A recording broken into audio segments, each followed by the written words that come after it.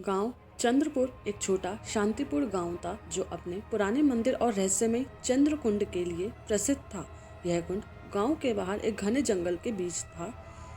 लोग कहते थे कि चंद्रकुंड में रात के समय कोई जाता तो वापस नहीं लौटता। वहाँ के बड़े बुजुर्गों का कहना था कि कुंड में एक पिशाच का वास है जो रात में निकलता है और अपनी भूख मिटाने के लिए इंसानी आत्माओं का शिकार करता है। लेकिन समय के साथ लोग इन बातों को अंधविश्वास मानने लगे। रामू, जो गांव का एक युवा और निडर लड़का था, इन कहानियों को नहीं मानता था। उसे गांव वालों की डरपोक प्रकृति पर हंसी आती थी। एक दिन उसने अपने दोस्तों के सामने ऐलान कर दिया कि मैं चंद्रकुंड जाऊंगा और उस पिशाच की सच्चाई सबके सामने लाकर रहूंगा। उसकी बात सुनकर दोस्तों ने उसे रोकने की कोशिश की, पर रामू अपनी जिद पर अड़ा रहा। आखिरकार एक अमावस्या की रात आई और वह अपनी लालटेन और छोटा सा खंजर लेकर चंद्रकुंड की ओर चल पड़ा। जंगल घना था और रास्ता डरावना। हर कदम पर रामू को अजीब अजीब आवाजें सुनाई देती। जैसे ही वह चंद्रकुंड के करीब पहुंचा, हवा ठंडी और भारी हो गई। कुंड का पानी अंधेरे में चांदी जैसा चमक रहा था, लेकिन वातावरण में अजीब सा सन्नाटा था। रामू ने पानी के पास जाकर देखा तो उसे कोई खास चीज नजर नहीं आई। वह हंसते हुए बोला, पिशाच और भूत प्रेत की बातें सिर्फ कहानियां हैं। तभी अचानक हवा में एक अजीब सी गंध फैल गई। रामू ने जैसे ही पीछे मुड़कर देखा, उसके होश उड़ गए। एक लंबा, काला और भयानक आकृति उसके सामने खड़ी थी। उसकी आंखें अंगारों की तरह जल रही थी और उसके लंबे नुकीले दांत चांदी की तरह चमक रहे थे और उसके मुंह से खून टपक रहा था। पिशाच ने डरावनी आवाज में बोला, तुम्हें यहाँ आने की हिम्मत कैसे हुई?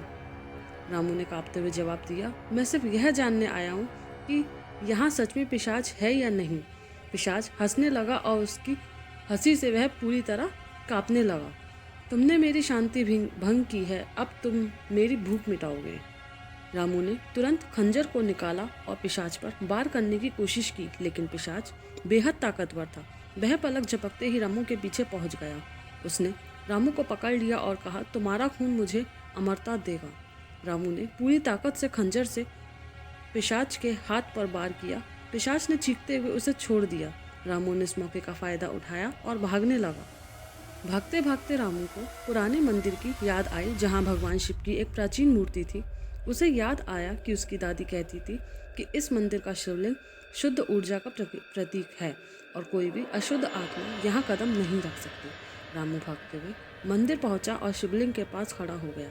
पिशाच भी उसके पीछे पीछे मंदिर तक आ पहुंचा, लेकिन जैसे ही उसने मंदिर के अंदर कदम रखने की कोशिश की, उसे एक अदृश्य दीवार ने रोक दिया। पिशाच जोर जोर से चिल्लाने लगा, मुझे बाहर बुलाओ, मैं तुम्हें नहीं छोड़ूंगा। लेकिन रामू ने शिवलिंग के पास बैठकर भगवान शिव से प्रार्थना की। तभी मंदिर के ऊपर से एक तेज रोशनी चमकी और पिशाच का शरीर जलने लगा। वह दर्द से चिल्लाया और आखिरकार राख में बदल गया। गांव लौटने पर रामू ने सबको एक कहानी सुनाई। गांव वालों ने मंदिर और चंद्रकुंड की साफ सफाई की।